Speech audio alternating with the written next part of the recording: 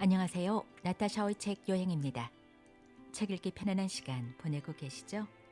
이번에는 김유정의 소낙비를 읽어보겠습니다. 음산한 검은 구름이 하늘에 뭉게뭉게 모여드는 것이 금시라도 비 한 줄기 할 듯 하면서도 여전히 짓궂은 햇발은 겹겹 산속에 묻힌 외진 마을을 통째로 자실듯이 달구고 있었다. 이따금 생각나는 듯 삶에 들린 바람은 논밭간의 나무들을 뒤흔들며 미쳐 날뛰었다.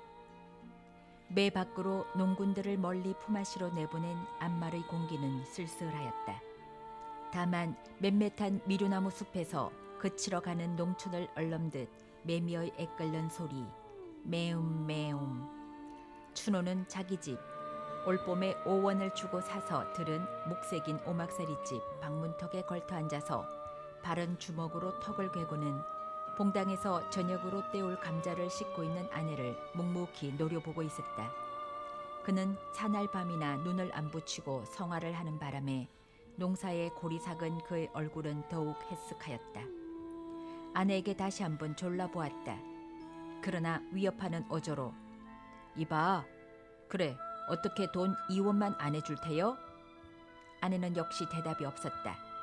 갓 잡아온 새된 모양으로 씹는 감자나 씻을 뿐 잠자코 있었다. 되나 안 되나 좌우간 이렇다 말이 없으니 춘호는 우라가 터져 죽을 지경이었다. 그는 타국에서 뜨돌아온 몸이라 자기를 믿고 장리를 주는 사람도 없고 또는 그 알량한 집을 팔려 해도 단 2, 3원의 작자도 내닫지 않으므로 앞뒤가 꼭 막혔다. 마는 그래도 아내는 나이 젊고 얼굴 똑똑하겠다.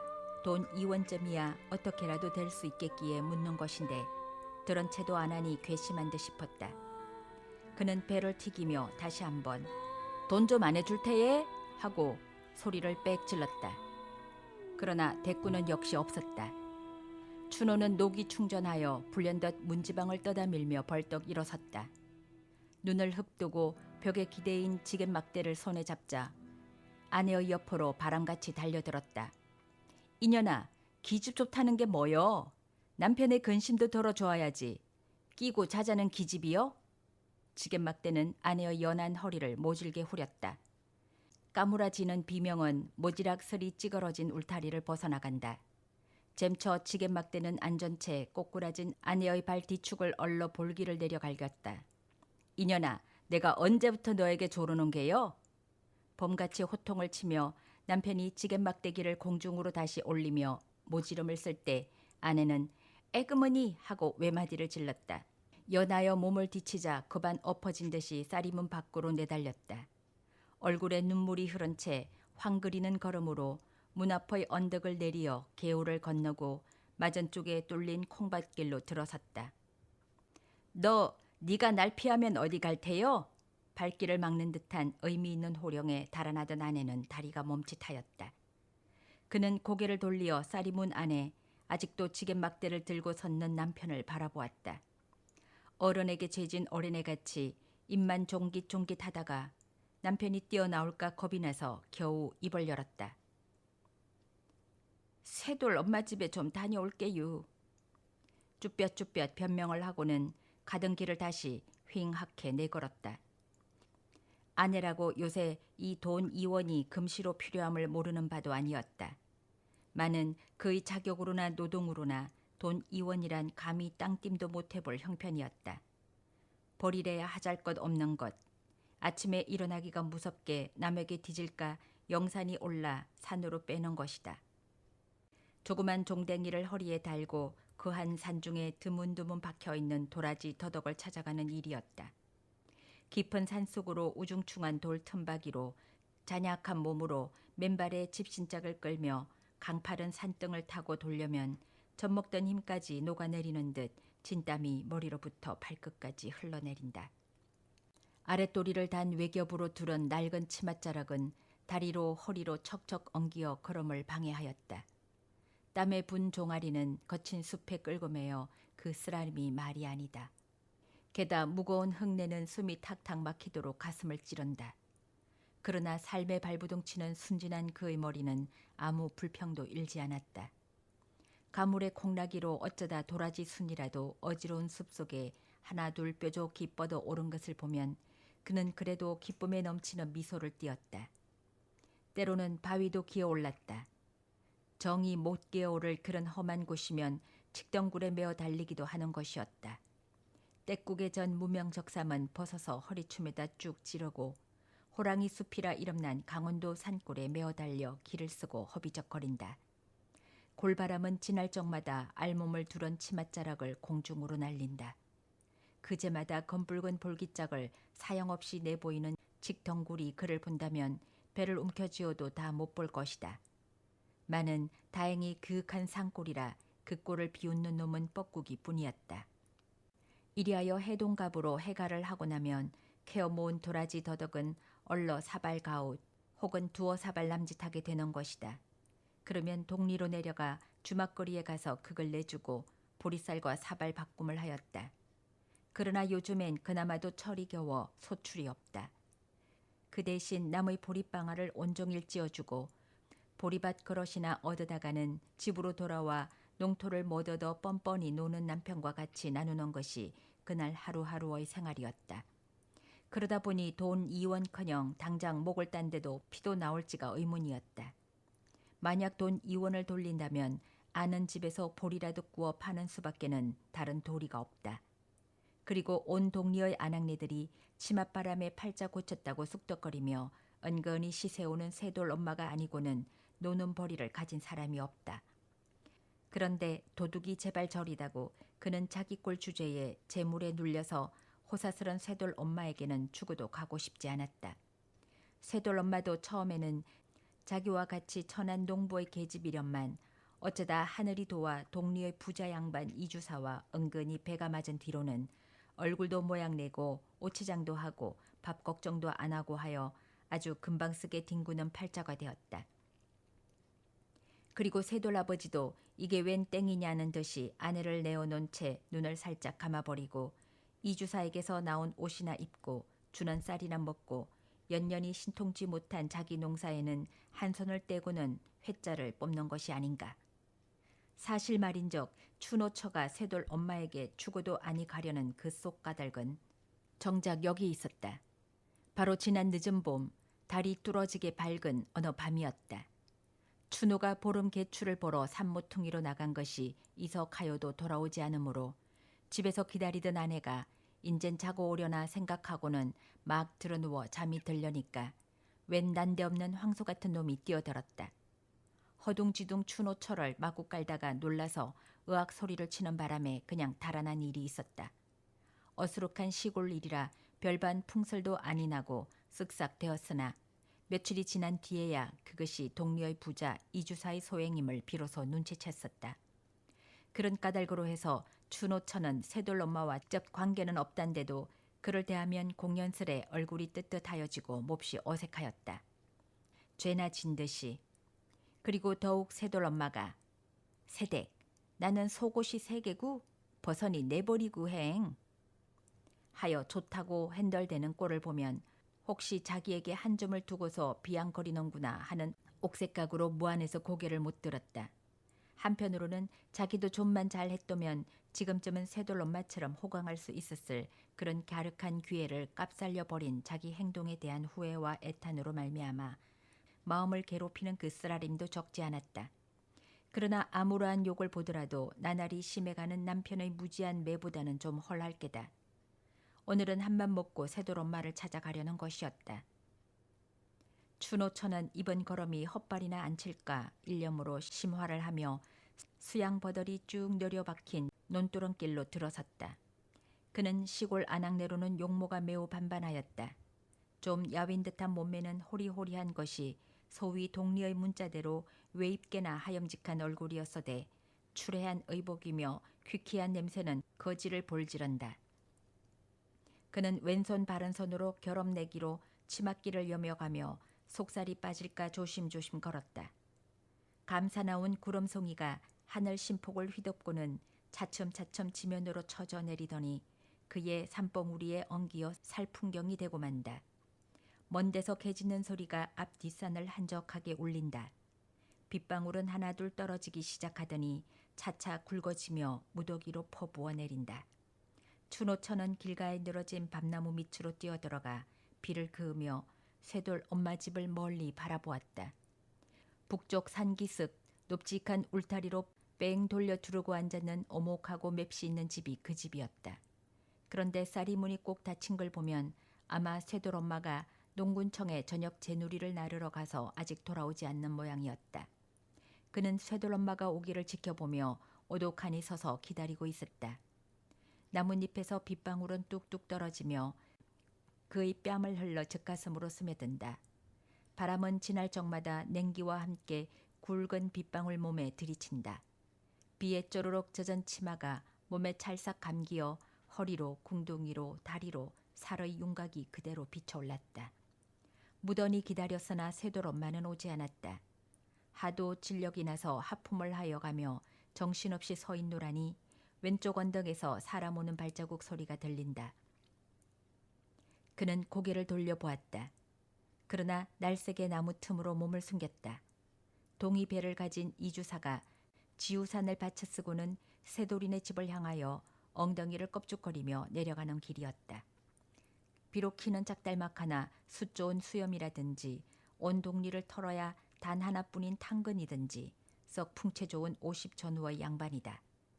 그는 쌀이문 밖으로 가더니 자기 집처럼 거침없이 문을 떠다밀고는 속으로 버젓이 들어가 버린다.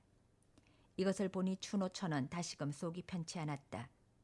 자기는 개돼지같이 무시로 매만 맞고 돌아치는 천덕꾼이다. 안팎으로 귀염을 받으며 간들거리는 새돌 엄마와 사람된 치수가 두드러지게 다름을 그는 알 수가 있었다.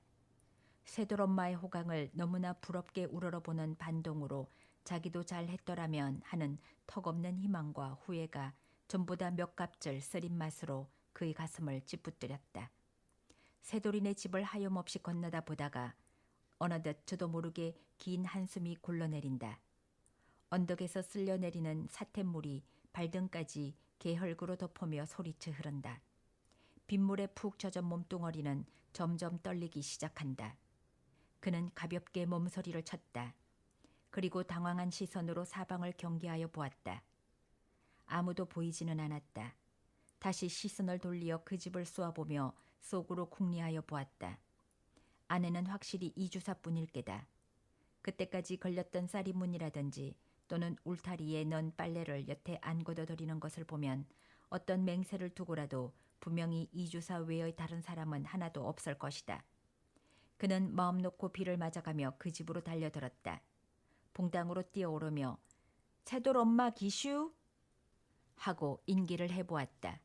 물론 당자의 대답은 없었다. 그 대신 그 음성이 낮아 안방에서 이주사가 번개같이 머리를 내밀었다. 자기 딴은 꿈밖이라는 듯 눈을 두리번 하더니 옷 위로 벌거진 춘호처의 젖가슴, 아랫배, 넓적다리, 발등까지 슬쩍 엄룡이 훑어보고는 그나한 낯으로 빙거래한다. 그리고 자기도 봉당으로 주춤주춤 나오며 새돌 엄마 말이가? 왜 지금 막 나갔지? 곧 온댔으니 안방에 좀 들어가 기다렸으면 하고 매우 일이 딱한 듯이 얼음얼음한다. 이 비에 어딜 갔어요? 지금 요 밖에 좀 나갔지. 그러나 곧 올걸? 있는 줄 알고 왔는디? 춘호천은 이렇게 혼잣말로 낙심하며 섭섭한 마음으로 머뭇거리다가 그냥 돌아갈 듯이 봉당 아래로 내려섰다. 이주사를 쳐다보며 물찬 제비같이 산들어지게 그럼 요 다음에 오겠어유. 안녕히 계시유. 하고 작별의 인사를 올린다. 지금 곧 온댔는데 좀 기다리지? 다음에 또 오지유. 아닐세 좀 기다리게. 여보게 이봐. 춘호처가 간다는 바람에 이주사는 체면도 모르고 기가 올랐다. 허둥거리며 재간끝 만류하였으나 암만 해도 안 될 듯 싶다. 춘호처가 여기에 찾아온 것도 큰 기적이려니와 내성병력의 구석진 곳이겠다. 이렇게 솔깃한 기회는 두 번 다시 못 볼 것이다. 그는 눈이 뒤집혀 입에 물었던 장죽을 쭉 뽑아 방 안으로 치뜨리고는 계집의 허리를 다짜고짜 끌어안아서 몽당 위로 끌어올렸다. 계집은 몹시 놀라며 왜 이러셔유? 이거 놓으세요. 하고 몸을 뿌리치려고 앙탈을 한다. 아니, 잠깐만. 이주사는 그래도 놓지 않으며 헝급스러운 눈짓으로 계집을 달래었다. 흘러내리는 고이춤을 왼손으로 연신 치우치며 바른 팔로는 계집을 잔뜩 움켜잡고 엄두를 못 내어 짤짤매다가 간신히 방 안으로 몰아넣었다. 안으로 문고리를 재빠르게 채웠다. 밖에서는 모진 빗방울이 배춧잎에 부딪히는 소리, 바람에 나무 떠는 소리가 요란하다. 가끔 양철통을 내려 굴리는 듯 거푸진 천둥 소리가 방 고래를 울리며 날은 점점 침침하여 갔다. 얼마쯤 지난 뒤였다. 이만하면 길이 들었으려니 안심하고 이주사는 날숨을 후하고 돌린다. 실없이 고마운 비 때문에 바락도 못 치고 앙살도 못 피우고 무릎 앞에 고분고분 늘어져 있는 계집을 대견히 바라보며 빙긋이 얼려보았다. 계집은 온몸에 진땀이 쭉 흐르는 것이 꽤 더운 모양이다.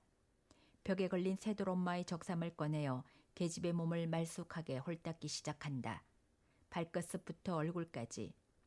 너 19이지? 하고 이주사는 취한 얼굴로 얼가안히 물어보았다. 네 하고 매떨어진 대답. 계집은 이주사 손에 눌리어 일어나도 못하고 죽은 듯이 가만히 누워있다. 이주사는 계집의 몸을 다 씻고 나서 한숨을 내뿜으며 담배 한 대를 턱 피워 물었다. 그래, 요새도 서방에게 주리경을 치느냐? 하고 묻다가 아무 대답도 없음에 원 그래서야 어떻게 산단 말이냐? 하루 이틀도 아니고. 사람의 일이란 알 수 있는 거냐? 그러다 혹시 맞아 죽으면 정장 하나 해볼 것 없는 거야.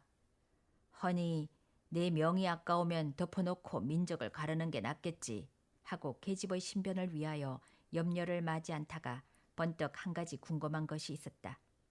너 참 아이 낳았다 죽었다더구나? 네. 어디 난 듯이나 싶으냐? 계집은 얼굴이 홍당무가 되어지며 아무 말 못하고 고개를 외면하였다. 이주사도 그까짓 거 더 묻지 않았다. 그런데 웬 녀석의 냄새인지 무생채 썩는 듯한 시커무리한 악취가 불시로 콧총을 찌르니 눈살을 찌푸리지 않을 수 없다. 처음에야 그런 줄은 소통 몰랐더니 알고 보니까 비위가 좋기 욕하였다. 그가 빨고 있는 담배통으로 계집의 배꼽결을 똑똑히 가리키며 예, 이 살의 떼꼽 좀 봐라. 그래, 물이 흔한데 이것 좀 못 씻는단 말이냐? 하고 모처럼이 기분이 상한 것이 앵하단 듯이 끄림한 기색으로 혀를 찼다. 하지만 계집이 참다 이내 무안에 못 이겨 일어나 치마를 입으려 하니 그는 역정을 벌컥 내었다. 옷을 빼앗아 구석으로 동댕이를 치고는 다시 그 자리에 끌어앉혔다. 그리고 자기 딸이나 책하듯이 아주 대범하게 꾸짖었다. 왜 그리 계집이 달망대니? 좀 듬직하지 못하고. 춘호처가 그 집을 나선 것은 들어간 지 약 1시간 만이었다. 비가 여전히 쭉쭉 내린다. 그는 진땀을 있는 대로 흠뻑 쏟고 나왔다. 그러나 의외로 아니 천행으로 오늘 일은 성공이었다. 그는 몸을 솟치며 생긋하였다. 그런 모욕과 수치는 난생 처음 당하는 봉변으로 지랄 중에서도 몹쓸 지랄이었으나 성공은 성공이었다. 복을 받으려면 반드시 고생이 따르는 법이니 이까짓 거야 골백번 당한데도 남편에게 매나 안 맞고 의좋게 살 수만 있다면 그는 사양치 않을 것이다. 이주사를 하늘같이 은인같이 여겼다. 남편에게 부쳐 먹을 농토를 줄 테니 자기의 첩이 되라는 그 말도 죄송하였으나 더욱이 돈 2원을 줄 테니 내일 이맘때 새돌레 집으로 넌지시 만나자는 그 말은 무엇보다도 고마웠고 벅찬 짐이나 푼 듯 마음이 홀가분하였다. 다만 애켜있는 것은 자기의 행실이 만약 남편에게 발각되는 나절에는 대매에 맞아 죽을 것이다. 그는 일변 기뻐하며 일변 애를 태우며 자기 집을 향하여 세차게 쏟아지는 빗속을 가분가분 내리달렸다. 춘호는 아직도 분이 못 풀려 뿌르뚱하니 홀로 앉았다. 그는 자기의 고향인 인제를 등진 지 벌써 3년이 넘었다. 해를 이어 흉작에 농작물은 말 못되게 따라 빗장이들의 위협과 악다구니는 날로 심하였다. 마침내 할 일 없이 집 세간살이를 그대로 내버리고 알몸으로 밤도주하였던 것이다. 살기 좋은 곳을 찾는다고 나으린 아내의 손목을 끌고 이 산 저 산을 넘어 표량하였다. 그러나 우정 찾아든 곳이 고작 이 마을이나 산속은 역시 일반이다. 어느 산골에 가 호미를 잡아보아도 정은 조그만치도 안 붙었고 거기에는 오직 쌀쌀한 불안과 굶주림이 품을 벌려 그를 맞을 뿐이었다. 터무니없다 하여도 농토를 안 준다. 일구멍이 없음에 품을 못 판다. 밥이 없다. 결국에 그는 피폐하여 가는 농민 사이를 감도는 엉뚱한 투기심에 몸이 달떴다. 요사이 며칠 동안을 두고 요 너머 뒷산 속에서 밤마다 큰 노름판이 벌어지는 기미를 알았다. 그는 자기도 한몫 보려고 끼룩거렸으나 좀채로 미천을 만들 수가 없었다. 이원수, 나 좋아서 이 이원이 좋아만 잘한다면 금시 발복이 못 된다고 누가 단언할 수 있으랴. 30-40원 따서 동리의 빛이나 대충 가리고 옷 한 벌 지어 입고는 진절이 나는 이 산골을 떠나려는 것이 그의 배포였다.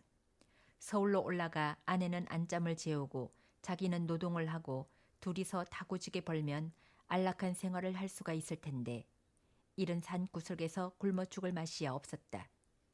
그래서 젊은 아내에게 돈 좀 구해 오라니까 요리 맺긴 조리 맺긴 매만 피하고 곁들어 주지 않으니 그 소행이 여간 괘씸한 것이 아니다. 아내가 물에 빠진 생쥐꼴을 하고 집으로 달려들자 미처 입도 벌리기 전에 남편은 이를 악물고 주먹밤을 냅다 붙인다. 너 인연 매만 살살 피하고 어디가 자빠졌다 왔니? 볼치 한 대를 얻어맞고 아내는 오기가 질리어 벙벙하였다. 그래도 직성이 못 풀리어 남편이 다시 매를 손에 잡으려 하니 아내는 질겁을 하여 살려달라고 두 손으로 빌며 개신개신 입을 열었다. 내일 대유. 내일. 돈 내일 대유. 하며 돈이 변통됨을 삼거 아래는 그의 음성은 절반이 우럼이었다. 남편이 반신반의하여 눈을 찌긋하다가 내일? 하고 목청을 돋구었다. 네, 내일 된다유. 꼭 돼요? 네, 내일 된다유. 남편은 시골 물정에 능통하니만치 난데없는 돈 2원이 어디서 되는 것까지는 추궁에 무료려 하지 않았다. 그는 저기 안심한 얼굴로 방문턱에 걸쳐 앉으며 담뱃대에 불을 그었다. 그제야 비로소 아내도 마음을 놓고 감자를 삶으러 부엌으로 들어가려 하니 남편이 곁으로 들어오며 측은한 듯이 말리었다. 병나, 방에 들어가 어여 옷이나 말리어. 감자는 내 삶을게. 먹물같이 짙은 밤이 내리었다. 비는 더욱 소리를 치며 앙상한 그들의 방벽을 앞뒤로 울린다. 천장에서 비는 새지 않으나 집 지은 지가 오래되어 고래가 물러 앉다시피 된 방이라 도배를 못한 방바닥에는 물이 스며들어 귀축축하였다. 거기다 거적 두 입만 덩그러니 깔아놓은 것이 그들의 침소였다. 석유불은 없어 캄캄한 바로 지옥이다. 벼루기는 사방에서 마냥 스물거린다. 그러나 등골잠에 익숙한 그들은 천연덕스럽게 나란히 누워 줄기차게 퍼붓는 밤빛 소리를 귀담아 듣고 있었다. 가난으로 인하여 부부간의 애틋한 정을 모르고 나날이 매질로 불평과 원망 중에서 복대기는 그들도 이 밤에는 불시로 화목하였다. 단지 남편 품에 든 돈 2원을 꿈꾸어 보고도. 서울 언제 갈라유? 남편의 왼팔을 베고 누웠던 아내가 남편을 향하여 응석비서시 물어보았다. 그는 남편에게 서울의 화려한 거리며 후한 인심에 대하여 여러 번 들은 바 있어 일상 안타까운 마음으로 몽상은 하여 보았으나 실지 구경은 못하였다. 얼른 이 고생을 벗어나 살기 좋은 서울로 가고 싶은 마음이 간절하였다. 곧 가게 되겠지. 빚만 좀 없어도 갔든 하련만. 빚은 낭중 갚더라도 얼핀 값세다유. 염려 없어. 이달 안으로 꼭 가게 될 거니까. 남편은 썩쾌히 성낙하였다. 딸은 그는 동리에서 일컬어주는 질꾼으로 투전장의 갑오쯤은 시루에서 콩나물 뽑듯 하는 능수였다. 내일 밤 2원을 가지고 벼락같이 노름판에 달려가서 있는 돈이란 깡거리 무지 모을 생각을 하니 그는 은근히 기뻤다. 그리고 교묘한 손재간을 홀로 뽐내었다. 이번이 서울 처음이지? 하며 그는 서울 바람 좀 한 번 쐬었다고 큰 체를 하며 팔로 아내의 허리를 흔들어 물어보았다. 성미가 워낙 겁겁한지라 지금부터 서울 갈 준비를 착착 하고 싶었다. 그가 제일 걱정되는 것은 둠구석에서 놔 자라 먹은 아내를 데리고 가면 서울 사람에게 놀림도 받을 게고 거리끼는 일이 많을 듯 싶었다. 그래서 서울 가면 꼭 지켜야 할 필수 조건을 아내에게 일일이 설명치 않을 수 없었다. 첫째, 사투리에 대한 주의부터 시작되었다. 농민이 서울 사람에게 꼬라리라는 별명으로 감잡히는 그 이유는 무엇보다도 사투리에 있을지니 사투리는 쓰지 말며 합세를 하십니까로 하계유를 하오로 고치되 말끝을 들지 말지라. 또 거리에서 어릿어릿하는 것은 내가 시골뜨기요 하는 얼던짓이니 갈 길은 제게 가고 볼루는 또릿또릿이 볼지라 하는 것들이었다. 아내는 그 끔찍한 설교를 귀담아 들으며 모기 소리로 네네를 하였다. 남편은 더 시간가량을 셀 틈 없이 꼼꼼하게 주의를 다져놓고는 서울의 풍습이며 생활방침 등을 자기의 의견대로 그럴싸하게 이야기하며 오다가 말끝이 어느덧 화장술에 이르게 되었다. 시골 여자가 서울에 가서 안잠을 잘 자주면 몇 해 후에는 집까지 얻어갖는 수가 있는데 거기에는 얼굴이 예뻐야 한다는 소문을 들은 바 있어 하는 소리였다. 그래서 날마다 기름도 바르고 분도 바르고 버선도 신고 해서 진 마음에 쏙 들어야. 한참 신바람이 나서 주워 섬기다가 옆에서 새근새근 소리가 들리므로 고개를 돌려보니 아내는 이미 골아져 잠이 깊었다. 이런 망할 거, 난 말하는데 자빠져 잔담? 남편은 혼자 중얼거리며 바른 팔을 들어 이마 위로 흩어진 아내의 머리칼을 뒤로 쓰다듬어 넘긴다. 아내, 명색이 남편이며 이날까지 옷 한 벌 변변히 못해 입히고 고생만 지시킨 그 죄가 너무나 큰 듯 가슴이 뻐근하였다. 그는 왁살스러운 팔로 아내의 허리를 꼭 껴안아 자기의 앞으로 바뜩히 끌어당겼다. 밤새도록 줄기차게 내리던 빗소리가 아침에 이르러서야 겨우 그치고 점심때에는 생기로운 볕까지 들었다. 쿨렁쿨렁 눈물 나는 소리는 요란히 들린다. 시내에서 고기 잡는 아이들의 고함이며 농부들의 희희낙낙한 미나리도 기운차게 들린다. 비는 추노의 근심도 씻어간 듯 오늘은 그에게도 즐거운 빛이 보였다. 저녁 제누리 때 되었을걸? 얼른 빚고 가봐. 그는 갈증이 나서 아내를 대고 재촉하였다. 아직 멀었어유. 뭘? 아내는 남편의 말대로 벌써부터 머리를 빗고 앉았으나 원체 달포나 안이 가리어 엉클어진 머리가 시간이 꽤 걸렸다. 그는 호랑이 같은 남편과 오랜만에 정다운 정을 바꾸어 보니 근래에 볼 수 없는 화색이 얼굴에 떠돌았다. 어느 때에는 매적하게 생글생글 웃어도 보았다. 아내가 꼼지작거리는 것이 보기에 퍽이나 갑갑하였다. 남편은 아내 손에서 얼레빗을 쑥 뽑아들고는 시원살에 쭉쭉 내려 벗긴다. 다 벗긴 뒤 옆에 놓인 밥사바라의 물을 손바닥에 연신 칠해가며 머리에다 번지르르하게 발라놓았다. 그래놓고 위서부터 머리카락을 재워가며 맵쉽게 쪽을 딱 찔러주더니 오늘 아침에 한사코 공을 들여 삼아놓았던 집신을 아내의 발에 신기고 주먹으로 차근차근 골을 내주었다. 인제 가봐 하다가 바로 곧 와, 응? 하고 남편은 그 이원을 고이 받고자 손색 없도록 실패 없도록 아내를 모양내 보냈다. 지금까지 나타샤의 책 여행이었습니다. 오늘도 좋은 하루 되세요.